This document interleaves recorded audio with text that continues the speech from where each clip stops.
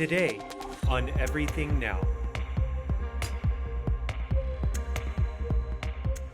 Inside the queer community, there's highly privileged people. And I fully support the movement in freeing the nipple.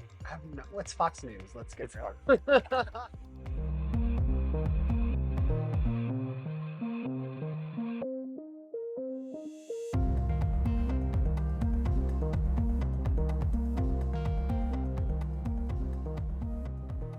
Welcome to Everything Now, the mindful news and culture show.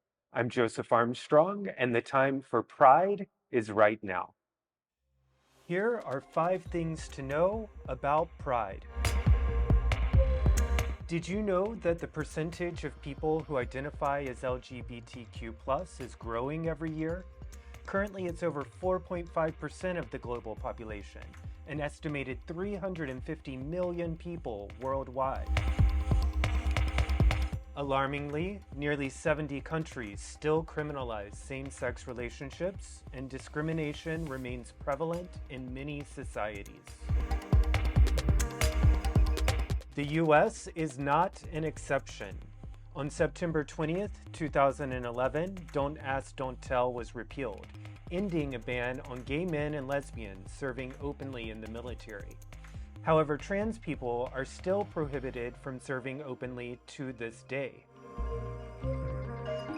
These cultural failings tie directly into this chilling statistic. Murder of trans and gender non-conforming people has doubled over the last 4 years. LGBTQ+ youth face disproportionately higher rates of mental health struggles, with suicide rates being significantly higher than their heterosexual peers. Yet in Florida, the Don't Say Gay law has been codified by presidential hopeful Ron DeSantis. The law, which is broad and vague, prohibits instruction about sexual orientation or gender identity in public schools, if it is deemed not age appropriate, whatever that might mean. Thanks for joining us today. Today's guest is someone who I have unlimited love for. It's Edgar Navarro.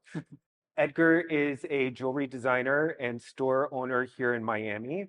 And today we are going to talk a little bit about our time together and also Edgar's story of being an out gay man in Guatemala.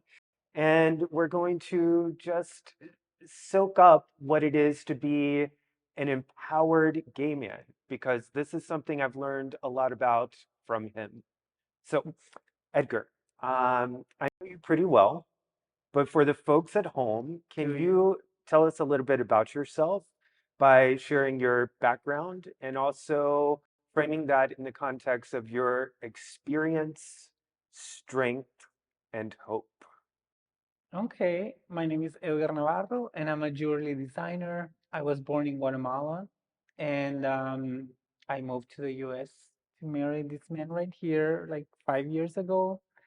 Um, Growing up gay in Guatemala was definitely an experience because it's just it's not criminalized, but it's also highly punishable by society being gay. And being an empowered gay in Guatemala makes you even a more target, like a bigger target for society. So I remember growing up in school, and one of my first memories of understanding that I was a gay man in my country was in kindergarten. And we were talking with some friends, like with some kids, and a girl asked me if I liked someone in my class. And I mentioned one of the boys, and she already had a context of what was right or wrong for Guatemalan society. And she was like, you cannot like guys. She was like, that is bad. You shouldn't say that. And that was like the first encounter I had where I was like limited to something that I liked.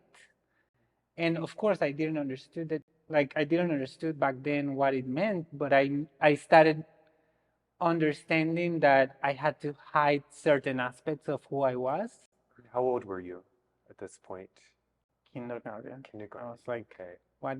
How old are you in kindergarten? Like Oh, 5 or 4, 6. 4 or Yeah. 5? Yeah. So I was very young, but I already knew that I was attracted to boys, you Mm. know? And then I started like coming up with stories for my mom. Immediately when I came back home, I was like, I knew I had to tell her that they asked me who I like, and I said a girl, and that girl was Ashley, which was my best friend. Mm. And since then, like my family started saying like, oh, Edgar has a girlfriend, and her girlfriend is Ashley, and it felt like even back then I remember like it felt like I wanted to be like Ashley. You Mm. know what I mean? It wasn't like I liked her. I just like how she looked and that she had Barbies that I liked and all these things. It was like it's a lot to process. I feel for a kid, and I feel like that's a very common shared experience in the queer community. It doesn't matter where you are. Unfortunately, since you're a kid, you start becoming like a professional actor Mm. in a lot of aspects in your life, Yeah. and that it's I have always thought that that process of understanding who you are and the amount of questions and masks you have to put, it creates a barrier for society, but it also teaches you about who you are a lot Yeah. because it makes you like um, it makes you ask yourself a lot of questions of who you really are and also what are you going to tell people, Yeah. but that kind of also makes you be more aware of what you really like. So it's a front that you put to society, but it makes you go deeper, and it kind of makes you like when you actually come out, it makes you come out very strongly, like very aware of who you are.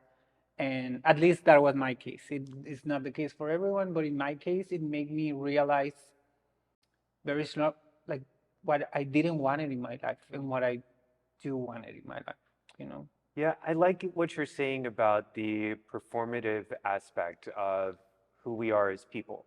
And I have this sneaking suspicion that, you know, all of us pretty much at all times are putting on a performance of some kind. And one of my favorite quotes is I don't know who to attribute it to originally, but I'll attribute it to RuPaul. But RuPaul says that we're all God in drag, right? Yeah. And this seems to get at the idea that even in our best, most authentic form, we're still making choices. We're still performing to a degree because the core of who we are is potentially something like truer and potentially divine and Yeah. beautiful, right? But as you're saying, the society, the culture, the kindergarten schoolmates, they all want to like dissuade us from this truth. And also like heterosexuality is a performance too. Yeah, You yeah. know, like there is so much, I feel even more than queer people. I feel like um, society doesn't like queer people because we break the boundaries that heterosexuals have put on themselves. So, Mm, like men being able just to dress a certain way, mm, men don't wear jewelry, and like we often talk about all the like boxes that women are put in, but men are also putting in so many boxes about like their feelings and emotions and the way they should express themselves. This idea that they are the providers and that you have to be strong, you have to fight, you have to be good at sports. All this idea of what being masculine is, it's so restrictive, um, that it's also a performance. yeah. And but it's a performance that I feel like in the long run ends up hurting the individual that chooses to go by these standards in a way that ends up hurting others. Mm, You know, I feel like that in the long run ends up becoming violence, mm-hmm. ends up becoming like addiction, like a lot of things because you're put in these boxes that you're meant to fulfill. And I feel like that's what I love about queerness. That is like question those boxes. And whenever society ends up being okay with us in a certain way, like there was the gay rights movement, right? And we finally legalized marriage. And it, for a moment, it felt like, ah, finally society is like coming up to terms with queerness. But then as queer people, we're always saying like, but where is the limit really? Where are the lines? Like we're also not going to encapsulate ourselves in this like box. And now you see like all the questions about gender and how like gender non-conforming people are like going up front of the movement, and that is also creating a lot of, again, clash from societies. Like we already gave you enough rights and you're still pushing the envelope. And And also within the queer community, I see this pushback. within, because there's also within the queer community a lot of performance and a lot of boxes and like definition of what being queer means. I have a friend from high school who is a lesbian, and I keep seeing her post all these things about how she hates the word queer and how she's afraid that uh, gays and lesbians are being erased. And to me, it just reads just like every other privileged person who's ever said that they're being attacked by people claiming their rights.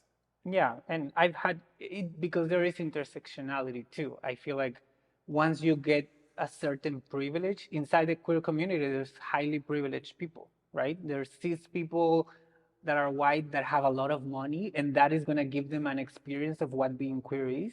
And then there's people of color, there's that are also rich that have a certain privilege. So there are levels of how you are going to experience your queerness.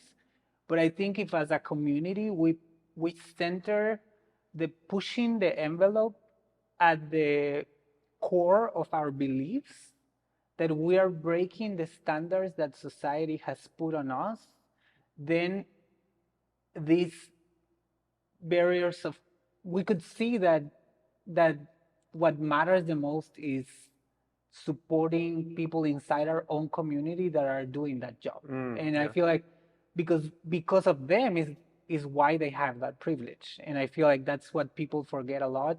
People don't realize that they know it. I think if they don't know it, is because they haven't done their research. But the fact that trans people have been the ones that gave us all the rights, that now people like your friend can say like, oh, I'm privileged enough to not fight for them. But now that they are in the fire, they don't get that support from the same people that are benefiting from the fight they had all along, you know. I also think people lose track of the fact that liberation, at least in my opinion, liberation is not going to happen piecemeal. It's not going to happen for just this group or just that group. It's going to come in an all or nothing sort of way. So when we compartmentalize and we get too self-satisfied with our own level of liberation, then in fact, we're just doing all of society, like the whole forward progressive movement, a disservice. Um, and you know, the core of that sort of fear is usually generational, right? So there's something that we've been taught by someone that's causing us to do this self-harm. And I want to get back a little bit to what it was like growing up in Guatemala for you, because I know that, as you said, it's a difficult place at times. Like the rights are few for LGBTQ plus people. Marriage is not legal there, if I'm right. And there's just a lack of societal acceptance. And when you were younger, I know that you ran into this a little bit within the context of your own family.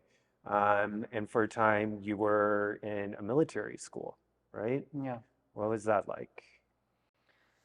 Well, I think it started when, again, in school, like I was bullied a lot because I'm the type of gay person that just cannot hide it. You know, I'm feminine, and I was feminine since I was a kid, and I never knew other way of behaving. And or acting. Like even if I was actively trying to act masculine, I was doing my worst probably because everyone was still bullying me. And of course that started getting like to my mom and dad. And I was in a Catholic school. Guatemala is a highly Catholic country. And I was in the Catholic school in Guatemala. Like all the teachers were priests. And so I grew up with a weird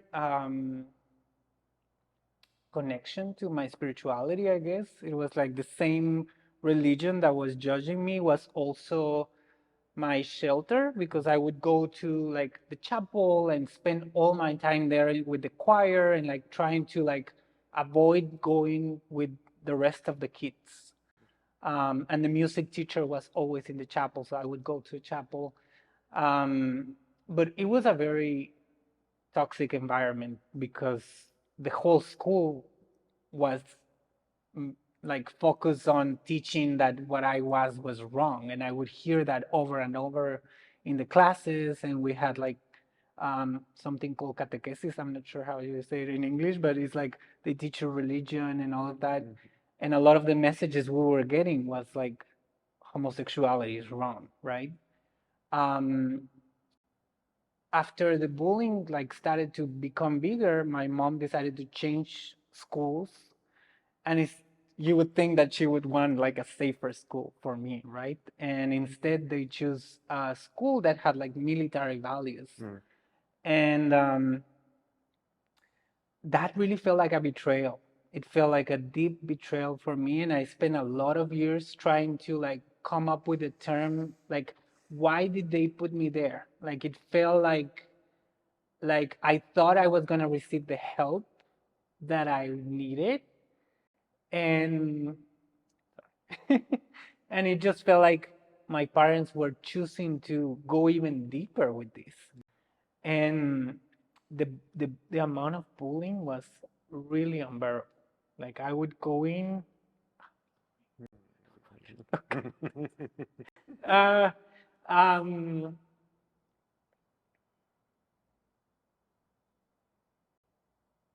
I don't know why it just it. I'm sorry. Okay. The amount of bullying that I started receiving was really unbearable. I remember like I was 12 by the time I got to that school. So I was a teenager, and I feel like during those years, all my emotions were running even higher, than when I was a kid. Um, and I became like the punching bag of the school because, again, I couldn't hide how feminine I was. And that just, I had two friends, and those two friends were also bullied for being gay. And I just like they were really like the only thing I feel that kept me alive during those years because we were like bundled up together. And I had a philosophy teacher inside the school that she would stay with us during recess, so we wouldn't have to go out and like. So again, I found like a refugee inside the school, and was this teacher. Her name is Mirna, and I still write her because I feel like she really saved my life during those years. Um, I couldn't like go to administration and tell them what was going on because their response was like man up. That was like literally their response. She was like, you need to man up and you need to like not behave this way. It was never like we're gonna punish these people for what they're doing. And the whole system, like inside school, we had to march, right? So there was this like hierarchy inside the students. There were some like directors of the march, and they could punish you if you behave a certain way. So they would like randomly make me run for like 1 hour under the sun, and like they would do these things just to mess up with me. I wasn't even doing anything. Um, so yeah, I felt like I was betrayed a lot, and I now that I have healed my relationship with my parents, and I feel like they have literally give like a turn in their life. Um, but I still resent that, honestly. I still have a lot of like unresolved pain in terms of of that, what I felt was a betrayal on their part. Yeah. Um, and that's why I always fight. Like you're the adult. You're supposed to be the reasonable voice for your kid. And I just feel like a lot of parents are so afraid of how their kid is gonna be perceived by society, and they don't understand that a lot of those fears are in them. They're not out there. Of course, society is it's tough for queer people, but it starts with them. The way you are treated by society starts at home. And I feel like this is why I never like accept when parents say I just want to protect my kid, because by bullying your kid you're not protecting them. They're still going to be queer. They're not going to change. Like eventually they're going to come out whether you like it or not, and eventually you're not going to be there to protect them, quote unquote, because it's not really protection, it's your own fear being put into your kids, and you're just not giving that kid the tools that they need to protect themselves when they come out of your shell, right? You're just bullying, like traumatizing your kid before they get traumatized by society, and that's just not a form of helping them. If they could create a safe environment and give them the tools to build self-confidence and not being like so afraid of speaking, of like defending themselves, of seeking protection, they would be more prepared, you know. Yeah, absolutely. And, I know your mom, I know your family, and it's hard to uh, put together this image of them as people who would harm you in this way, which they did, compared to the people that they are now. So I guess that speaks to the real power for people to change in this world, because I know they have changed, but that doesn't undo the harm that was done, right? Yeah. So that's one thing. On the other hand, I know you, and I know you to be such a powerful person, and I can't help but believe that this is informed by what you went through. Yeah. And I'm not advocating for people to get strong through trauma, but the fact is that I think you did, right? So that component is there too. But let me tell you something about that. I feel like, yes, it made me stronger for sure, but it also put me in a lot of danger because I had to hide myself. And I feel like this is an experience that a lot of queer people experience. It's you start doing things, and meeting people, and like try to live your life anyways in the dark, Mhm. and that takes you like that put me in very dangerous situations. I was sexually assaulted. I started dating a man that was way older than me when I was like 15, 16. Mhm. And I just think about like all the things that I could have not done if I would feel like I had a choice. But because I was such a young kid when all of this was happening and I was just trying to experience life in a way that wasn't painful, I just started like seeking refuge somewhere else. And the places where I seek refuge weren't great. They were very dangerous. And when those things happened, I didn't even feel like I could seek help. I couldn't, I came back home and I didn't feel like I could tell them what had happened, or that I feel like if they would have really been there for me, they would have known these things. But because of the situation that was created, they also endanger me outside the school. So I totally understand that, and I've had similar experiences, and I think a lot of queer people have, where um, we go out in the world trying to make our own way, and it's dangerous out there, and we're too young for what we get into so fast. Yeah. Um, but we do start standing on our own 2 feet, right? And we do start finding the way forward that is cathartic and healing for us. And I want to talk a little bit about what you do uh, now. with your life. And you're a pretty successful designer. Your pieces have been worn by celebrities. They've been featured in magazines from Elle to Vogue. And I believe, from my perspective, that your creative work is part of your process of being a healed and complete human being. Yeah. So I wonder if you could tell me a little bit about what inspires you to create and your creative process. So I think fashion was also something that I discovered because of my queerness, because in military school we had to wear a uniform. And I felt like that was the only thing that kept me safe. And there were some days that you had to wear your regular clothes to school. And those days felt horrible because I felt like I had to show myself in my real colors when you didn't wear the uniform. So I was always trying like to stand in front of my closet and say like, okay, what is the more straight outfit that I have? What is it gonna be the thing that I'm gonna wear that it's gonna make them not bullying me? And it was such a horrible process. I really hated to wear my clothes. And the last year of school, we had one of those days, and I stood in front of my closet, and I don't really know what was different of that day, but I do know that that day definitely defined the rest of my life because I stood in front of my closet, and there was a members only jacket that my grandfather had given me, and he's from the 70s, and it was like pink, Mm. and I had it in my closet, and I love that freaking jacket. So I was like, today I'm gonna wear the pink jacket to school. And I knew I was gonna get bullied because of that jacket, but I was making it my own decision to be bullied.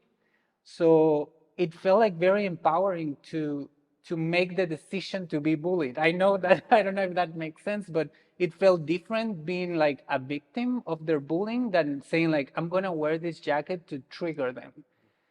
And of course that day was fucking horrible. I'm sorry, freaking horrible. Um, the bullying was so intense, but inside me, I was like, I chose this. I chose to be bullied today. I'm not a victim of their bullying. I'm wearing something that for them is outrageous. And after that, I just felt a connection to fashion because I felt very empowered that day.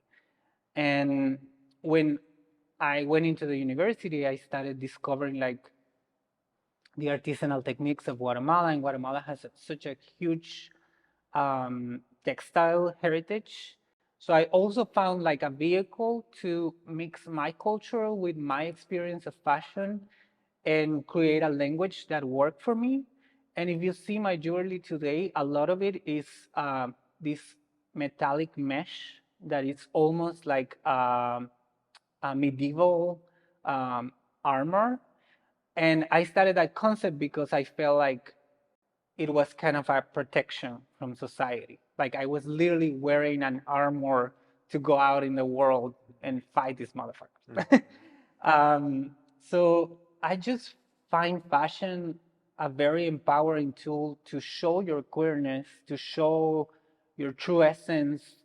It can be very vain, and also in the fashion world, there's a lot of like dangers, but because of the environment, it's not always helpful. But I found fashion as a vehicle to communicate things that are important to me.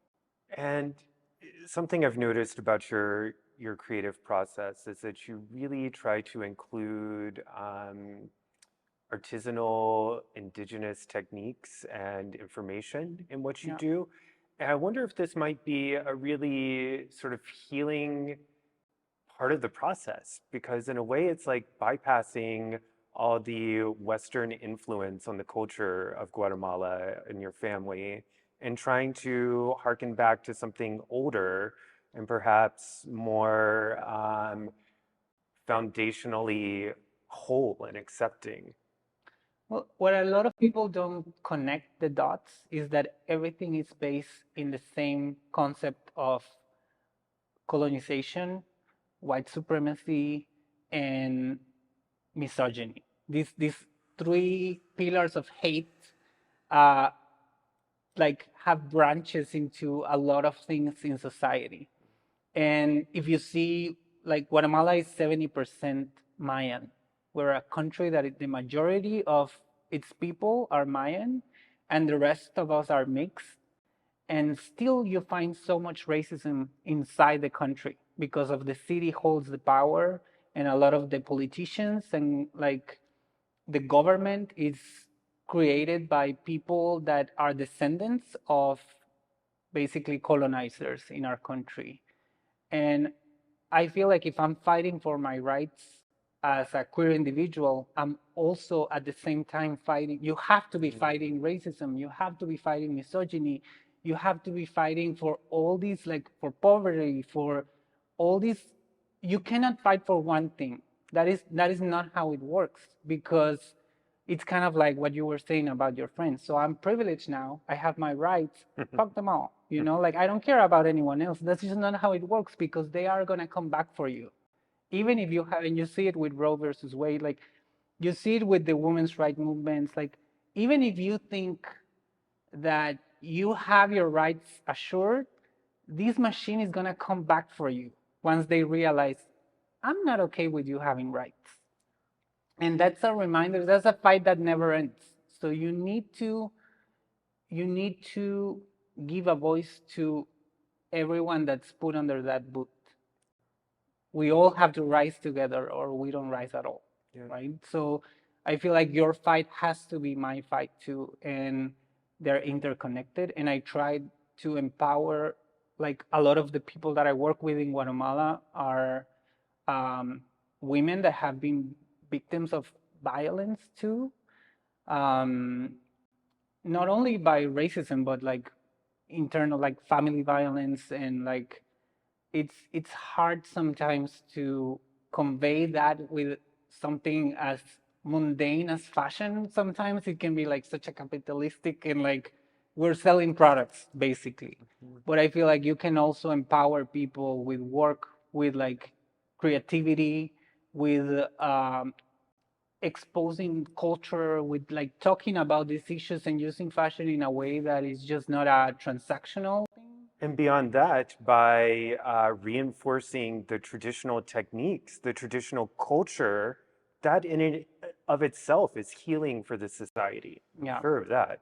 That was something else that I think motivated me, because I saw a lot of brands like Valentino and Dior and all these, like it felt like a new wave of colonialism when all these brands started using Guatemalan, Mexican, and indigenous techniques all over Latin America to like basically say that they were like appreciating culture, and they're still doing it, but they don't work with the artisans. The artisans never see profit from these things. It's like they're being used by a moment because it's trendy, and then they're let go.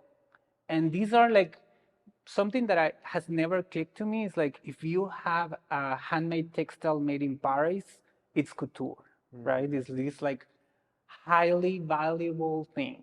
The same technique made in a loom in Guatemala, it's artisanal, so it's a souvenir. And it's this is what I'm saying. It's just a matter of how what society puts value on.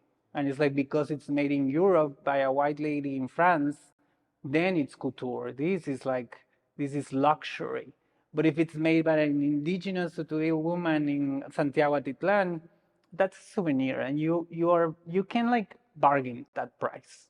Yeah. So it's important that we start to give value to our own people. If they're not gonna give us value.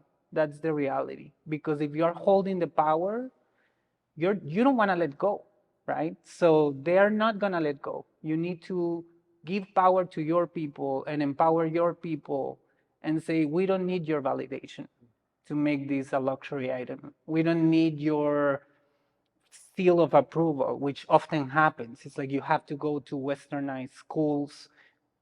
All institutions in fashion are very focused on either the US or Europe to feel like, oh, you're validated because you're presenting in this fashion week, or you're doing this thing that is European or like American. And we don't need that really. We can put value in our own culture and our own people and lifting them up. Right on. So thank you for coming today. Thank you for being so open and honest and vulnerable and highlighting these really important connections between our shared battles as queer people, as people of color, as indigenous or Western. And I just really love how you've highlighted that we heal all together or not at all. So thank you. Is there anything else you'd like to say, anything you'd like to share with the viewers, the listeners, before we wrap up today? Just that pride is not a celebration. And I think right now, more than ever, we need to understand that pride started as a fight, and it's a fight that is right now never ending. We have to keep fighting for our rights. We have to uplift the people that are more marginalized, even inside the LGBTQ community.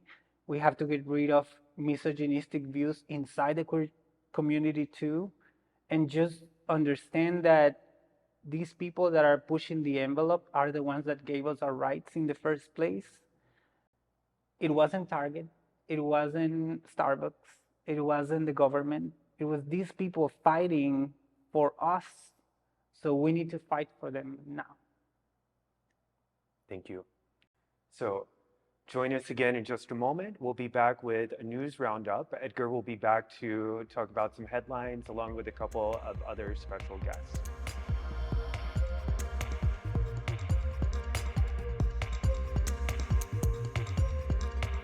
If you're enjoying this episode of Everything Now, don't forget to like, share, comment, and subscribe. Hi, everyone. Welcome back to Everything Now. We are at the news roundup portion of our show, and we have Edgar back with us. And we also have another special guest. This is Tay Johnson. Yes. How you doing today? Good. I'm feeling good. How about you? Doing good. Thanks for having me. Of course. So we're going to jump right into it. And the first topic today is the White House and Pride. And I have a couple different news stories here surrounding one event. Tensions between the Biden administration and Fox News over Saturday's Pride Month celebration at the White House boiled over this week, with the White House accusing the conservative network of lying about the meaning of the pride flag displayed at the event. All right, listen to this. In a Fox News article, the reporter said it appears to reference cult pedophilia infecting many institutions, and it represents an unwanted takeover of traditional gay symbolism. What does that even mean? What's Fox News? Let's get It's real. They're making stuff up every day. So the narrative is so disturbing, though, that perfectly innocent pride events are, and just like the very notion of someone being gay is sort of hijacked, Yeah. and we're made into pedophiles. Why do they do this?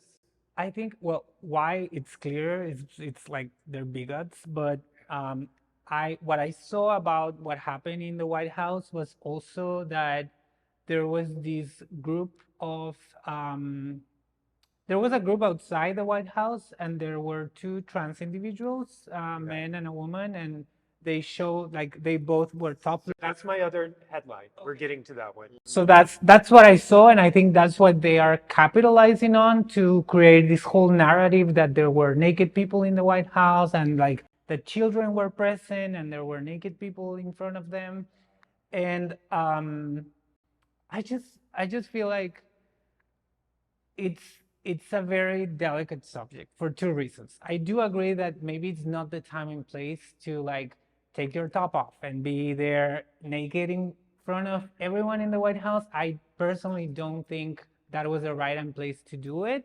But I also have read conversations surrounding the subject and how like it's still a protest, and it's kind of like we're still fighting this whole conversation and all this vitriol from conservatives trying to frame us in this way. And I feel like there's also this whole narrative of like the well-behaved queer, like you have to be not a disruptor, you have to act properly, and you have to follow the rules that straight people having place for us. And I feel like maybe it was not the time of place, but I do appreciate the fact that there is protest even in the White House. We shouldn't just be compliant to these people, because we have noticed that there's also a lot of politicians that say they support us because it's what's politically correct to their party.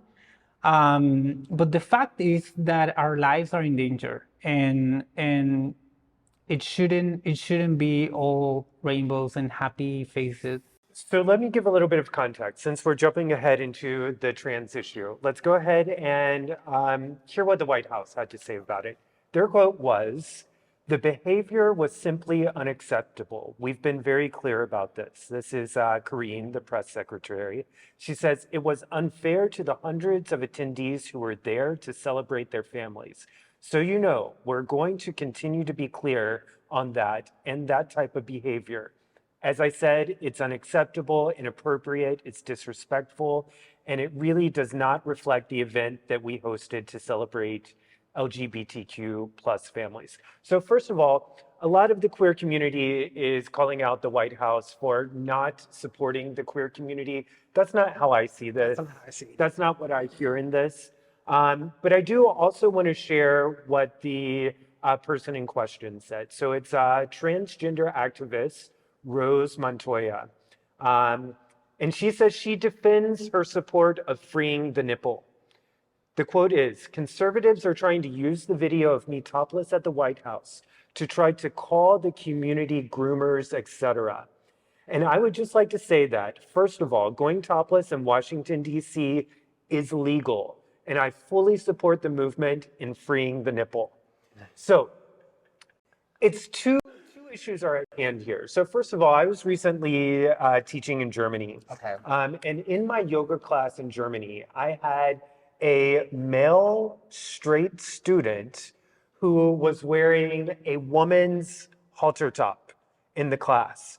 And through the course of the weekend in the studio, I learned that there is this movement among certain circles in Germany to sort of equalize rights between men and women. Rights for women to go topless, one, or B, for men to be held to the same standards of appearance in public, right? Okay. So this idea of needing to equalize standards between men, women, trans people, in how we're able to present our bodies in public, it's a good point. It's a good thing worthy of discussion, Right. but I'm not sure that this Pride event at the White House was The right place. the most opportune place to deal with it. Yeah, I would say pick a battle. Yeah. You know what I mean? Both can exist, obviously, at the same time, but unfortunately, things like this lead to situations where you have conservatives calling us groomers and pedophiles. It kind of feeds into their stories that they're telling their communities or their people. I'm all for freeing the nipple. I'm all for trans people showing up how they want and sharing who they are in any way that they want to. But it is unfortunate that this does take away from the event where these families are there to, you know, celebrate each other and show their pride. So I'll just argue that I agree. Like I do. When I saw it the first time, I was like shook. I was like, why are they doing this? Like, right? Why in this moment? But also, this is the moment because it doesn't matter how we behave. It doesn't matter what we do. Conservatives are still gonna call us groomers. It doesn't matter if we're the best behaved person on the planet. And if we show up to the White House with suits and we have families that have well-raised children, it doesn't matter what we do, they're still gonna call us that. And I feel like being disruptive sometimes brings the right attention to things. And I feel like So how do you feel about those cans of soup thrown at all the artwork by the environmental activists? I just feel it's a different subject. I do feel like I'm talking it's about? the same thing. It's essentially the same thing. It's disruption. It's taking a stand. let me tell you why not.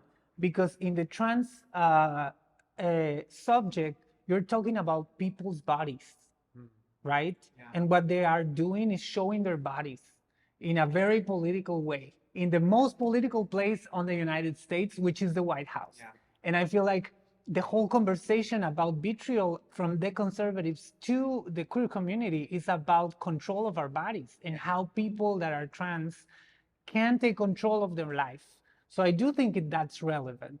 I don't think, on the other hand, that art and the environment are as intertwined as a trans person showing their body in the White House.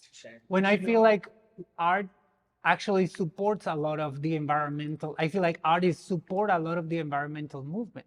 So a couple of things. I totally agree with you actually about the need for disruption, and the way that you phrased it actually like sways me a little bit. Yeah. Because I started this conversation having a very strong feeling about it wasn't the place, but maybe it was the place. You know, maybe it was the place. And in terms of the art and the soup, like I say, throw more soup at art as long as the environment is being destroyed. And art is these are the kinds of pieces of art that rich people are buying and putting away in storage for 100 years, you know, just so they can save their money that way. It's just another like savings account for them. And these people are really trying to bring attention to the fact that our environment is fucked and that the art is meaningless in that context. So I feel like a lot of the movements that have changed things for at least our community have started with people saying like, "We support you, but that is too far," or "You're pushing the envelope too much," and I just feel like it's a never-ending story. We're never gonna be enough well-behaved for them to support us fully, and I feel like these voices of disruption to this fake reality that everything is okay and we're all a happy family can help you put things in perspective and say like, okay, it's good that the White House is supporting us in making this event, but what are you actually doing to fight all these people that are running all this legislation to control our bodies, to segregate our people, to push us to oblivion? We have politicians right now in Congress talking about eradicating trans people. And all these speeches out there without any consequence, you know, in fact, is getting like promoted and more people are feeling like entitled to say these things out loud. Yeah. So it doesn't matter how we behave.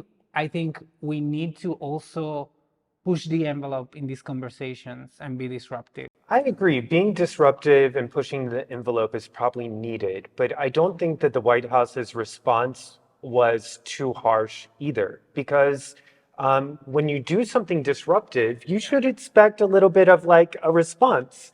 And that's what we got, a little bit of response. They invited trans people there. They wanted these people included. They wanted them visible at the event, maybe just not their breast, right? Yeah, I mean, I would also say too, like, I agree. Yes, show up, be disruptive, but be disruptive at the queer or the Pride event. Could have been disruptive at any other, event. True. That would be my only other thing is like, why then? Why there at that moment? We're talking about it. It's true. It's true. You wouldn't be talking about it if it had happened at a Pride event. You know what I mean? It's just like because you're preaching to the choir.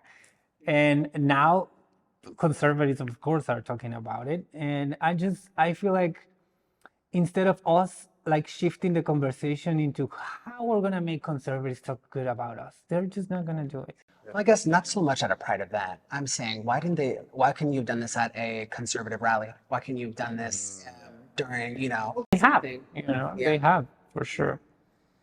All right. So let's switch gears here. Let's talk about something totally different. Going into the realm of artificial intelligence. So I'll be honest, I've become a big fan of artificial intelligence, and I've even used it to craft parts of this podcast that we're working on today. I think it's a really great tool, but the headline I came into was about reports of AI hallucinations. So there are reports of AI hallucinations, which refer to instances when an AI generates unexpected, untrue results not backed by real-world data. AI hallucinations can be false content, news, or information about people, events, or facts. There are two examples. In April, Jonathan Turley, a U.S. criminal defense attorney and law professor, claimed that ChatGPT accused him of committing sexual assault. Not only did it accuse him, it made up and cited a Washington Post article to substantiate the claim. So I thought that was pretty This was amazing. random. It just like blurted this out one day. I'm not sure about the content. Okay. We need context. Like the ChatGPT suddenly said, like, you're a rapist. I don't know. But listen, this other one is a little bit clearer. And another example, Stephen Swartz, a lawyer in a lawsuit, admitted to consulting the chat box as a source when conducting research. The problem, the results that were provided were all fabricated. So this guy, this lawyer, went into court and presented this information Oh my God. and just trusted the AI. So I guess my point is, what do we think of AI? Are we engaging with it? By we, I mean the two of you. And do you think it's useful? Do you think it's going to be something? We're kicking every day. We're friends. Okay. Yeah, Right. yeah, we are friends. I totally support AI. I feel like it is the future. Clearly, it's here. Do I think there's some bad sides to it? Obviously, it can go dark. It can go, there's lots of stories of AI one day taking over, it becoming smarter than humans. I mean, the Terminator, it's, right? It's all too There's like, like 20 movies about it. Totally. So on one end, I enjoy it, but then I also see the other side of it, where also artists are, upset about AI because now AI can generate art in 2.5 seconds. I've seen a lot of fashion designers be upset about AI because it's making these fashion designs in 2.5 seconds, and it's really wiping out certain jobs. Yeah. And, But maybe there are jobs that need to go.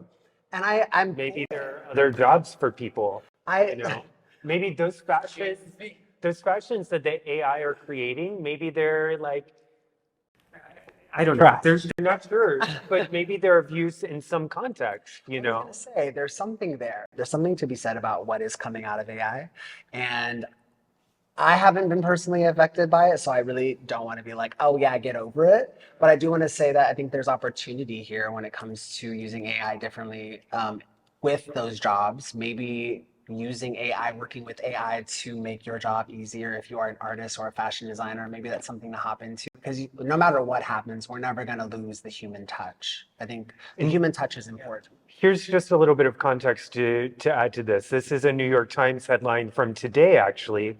Generative AI can add 4.4 trillion in value to the global economy. So whether or not we want to actually buy into the whole capitalist economic system, let's save that for another day. This system can add revenue to that system of capitalism, which is the whole point of the system, right? I just feel like a lot of the conversation surrounding AI is about being organic or natural and technology. And I just feel like we're already surrounded by so many things that are just not natural. Like our houses are not natural, like buildings are not natural, cars are not natural, like society is not natural, like all these, like the economy is not natural. All these things that we are surrounded by are just not part of like nature. You don't see like animals doing these things. And I feel like a lot of the conversation around it has been around like humanity and non-humanity, and this is a product of humanity, so it might as well be the next evolution for us. And I just feel like technology, like the way that animals evolve over millennia, I feel like technology is just an extension of us. It's us, actually. It's not a thing that came from the universe and dropped in our planet. We created it. And everything that comes out of it, it's us too. The thing is, like, it's not in our brain, but it doesn't mean that it's not an extension of humanity. And I feel like it's unstoppable. It's happening. It happened maybe faster than we were expecting, because I feel like 10 years ago we were talking about AI as this like distant thing in the future, and now it feels like, oh, it's here and it's gonna take my job.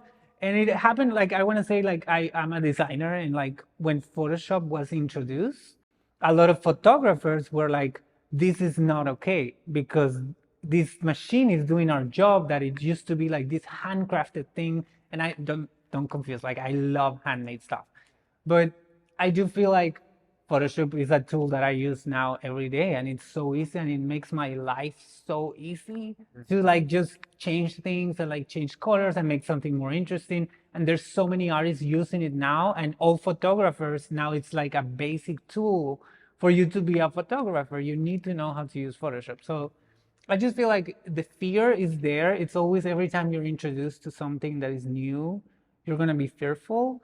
But the more integrated it becomes into our lives, the easier it's going to get to have a relationship and understanding with it. So I've got to say, I'm not scared. And in fact, I've been sort of obsessed with the idea of the singularity since like sometime probably in the late 90s. Are you familiar with this term? I've heard of it. So the singularity is this moment in time when the machine learning becomes so good that it just becomes exponential. And from the moment it hits a certain point, from there on out, it's just completely unpredictable and unknown what it will happen with it.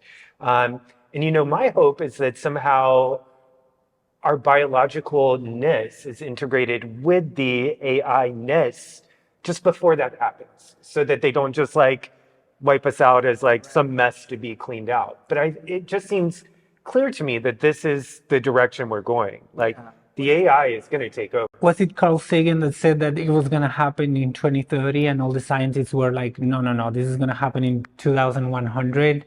And now that they have seen like the progress that AI has made, they said like, no, this is happening in 2030. I don't think it was Carl Sagan. I know the scientist you're talking about, but the singularity is here, and I'm ready for it personally. To us, destroy us all. All right. So, final topic for today. We're going to talk for a moment about Starbucks. Jurors in a federal court have awarded $25.6 million to a former Starbucks regional manager who alleged that she and other white employees were unfairly punished after the high-profile arrest of two black men at a Philadelphia location in 2018. So what happened was that these men were in the Starbucks and they weren't buying anything. So cops were called, they were arrested. The lawsuit alleged that Starbucks was taking steps to punish white employees who worked in the area in an effort to convince the community that it had properly responded to the incident. So basically, their lawyer, the white employees' lawyers, said that they were made a sacrificial lamb to calm outrage and to show that action was being taken. So what do we think about this? Any ideas about? The first question that comes to mind is like, would they have called the police if the two men were white? You know what I mean? It's like, why did they call the police? I understand, like, if someone is not buying, you asking them like, hey, are you gonna buy something? If not, you have to leave. But I highly doubt that they would have called the police if two white men were in Starbucks without buying anything. Yeah. Also, I feel like people go to Starbucks to work on their computers, and a lot of the times they're sitting there before they buy anything. Maybe they get in there, they hop on a meeting. I don't see a lot of people getting called, you know. And we also need to know like, were these men doing something inside the store that was disruptive, and maybe they were like freaked out about it, or were they just hanging out in a table? Yeah, my understanding is they weren't being disruptive, that they were just there in the space. And I feel like, I don't know, this is a question of, well, one, this award size, $25.6 million. That's a lot of money. A lot of money. I don't quite understand that in the context of what happened, first of all. So that's one question I have. And then in terms of the fact that they were there without buying anything, why can't we just let people be sometimes? If they were just there, not bothering anything, just let them have the space. Because they were black. And I feel like that's the experience that a lot of black people have. Like, they're just hanging out somewhere and people find that offensive. It's like, what are you doing here? What is your plan? What are you scheming? Like, it's like the same case of this kid just jogging in his neighborhood and this truck starts chasing them, and it's like, Yeah. And I feel like I need to know the context of what happened inside the store, but it sounds like so many other stories where people just don't like black presence in their Yeah. area, and then they decide that the police is the best route to call. Yeah. Do you know where this is? Like where this was? Philadelphia. Philadelphia. This is Philadelphia. Yeah. But it has happened in so many states by now. It could happen anywhere. Yeah. Why they won that settlement, I don't know. Seems like overkill. That's a lot of money. Maybe the judge just thought, hey, it's Starbucks. Let's throw money at them. Yeah. But it does also, like, something you were just saying reminds me a bit of like this experience that people of color have being in all kinds of spaces. And I'm thinking in particular of airports. Like people of color in airports get challenged all the time, right? Right. I just saw a video of a guy that got like put on the floor and almost arrested because they thought he was stealing a bag, and it was his bag and he was just picking it up. And I feel like there's all these like there's always the assumption that this person is a criminal just because they are black or because they are a person of color. And I just feel like it's hard sometimes because what space is safe, you know, like if you cannot go to Starbucks and like maybe have a conversation with your friend without fearing that someone is going to call the police on you because they think that you're suspicious. And there's always this element of like, I thought it was suspicious. Yeah. And it's like, why? You know, I think you're suspicious. Yeah. I'm always very hyper aware of my surroundings when I move into spaces. I mostly feel like I have to follow the rules just in case, so things like this don't happen. I should go order something so I can go use the bathroom instead of just being like, can I go use the bathroom? You know, like I feel like it's always another layer that I have to kind of work through before I can get to where I need to be or get what I need. And that can be exhausting all the time. I'm like slowly trying to work my way out of that mindset because I know it's mostly here. I wanna say it's mostly here, but also when you see experiences like this, when you see experiences like the young man who's running, taking a jog, and then those guys came and shot him essentially, those things make me like it just re-triggers me where I'm like, okay, yeah, play the game because you just never know, unfortunately. But I think this goes a little back to what we were talking about. How well behaved can you be? It's respectability politics. How well behaved can you be for someone not to call the police on you because they find you disruptive? You know what I mean? And I just feel like they are the ones that need to be corrected. I don't know why they want this settlement, but I feel like it just rings as it's just not a coincidence anymore. Yeah. Like, you know what I mean? Whenever I hear these stories, and it's like, okay, maybe I also start sometimes asking like, okay, maybe this is a case where they were doing something inside the store that make the staff call the police, because black people also commit crime, and brown people also commit crime, and white people also commit crime. Like everyone commits crime. So there could be a chance that there was a crime involved, but if they were just hanging out in the store, it just sounds like any other story where a white person gets triggered seeing a black man in their space and they decide to call the police on him. So everyone deserves justice, that's for sure. You know, so without getting granular about what exactly happened in this situation, we don't know if the justice was served here or not. And maybe some financial award was due, but $25 million, maybe like 300,000, you know? That's a lot of money that could go into like causes that really need a lot of money thrown at them and not just someone's pocketbook. Yeah.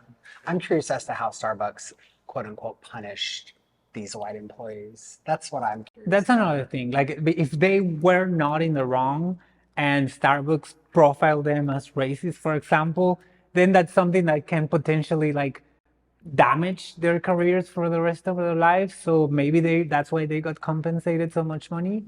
But we need to know more. Yeah. I need to see the camera footage. I need to see the profile. I need to see their social media and see who they follow to see if they deserve those $25 million. Y'all, that's it for today. Thank you. Thank you both so much for being here. Thank you for joining us. We'll be back again next time with another episode of Everything Now.